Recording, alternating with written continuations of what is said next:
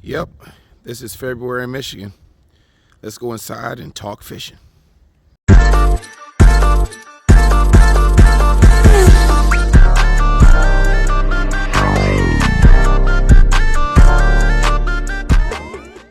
What's going on, folks? Devon Banks here, back in the Bass Basement, in from the cold. It's 2024, and I want to share some new techniques. This setup is my Hair Jig setup, and last year I was able to be on Lake Champlain, Lake St. Clair, and areas where it's flats and areas where you have rock, boulders, anywhere where fish can ambush bait. This is definitely where you want to throw a hair jig. Spring, summer, and fall is when I was able to utilize this bait, and this just was a situational type bait. It's one of the baits that I always had on deck when I was fishing smallmouth and I was fishing shallow, just for the simple fact that if I saw one roaming, I would cast past it and reel it back in, hoping for a bite.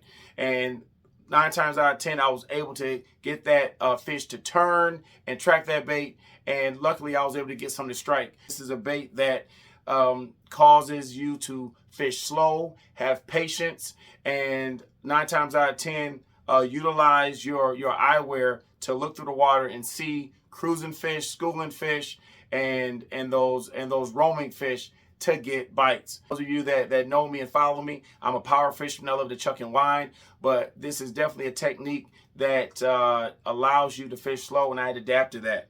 How do I fish this bait? It's similar to that of a spy bait. So if you throw spy baits for smallmouth, you know the conditions have to be right. So it's not very windy, so you got light wind. It's almost a flat surface. You've got clear skies, very sunny.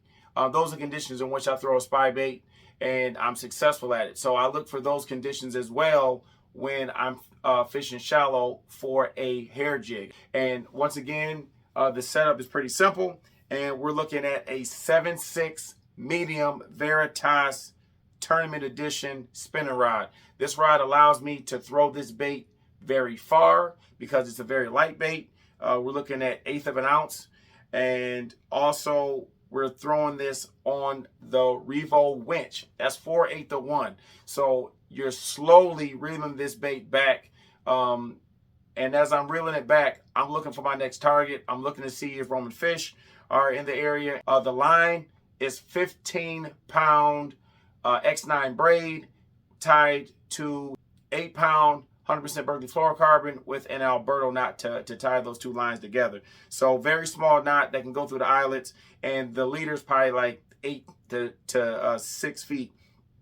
And I'm just looking for areas where fish are ambushing and they are looking to feed. So real quick, that's my setup. Throwing the hair jig for smallmouth, and that's one of the baits that I have on the deck.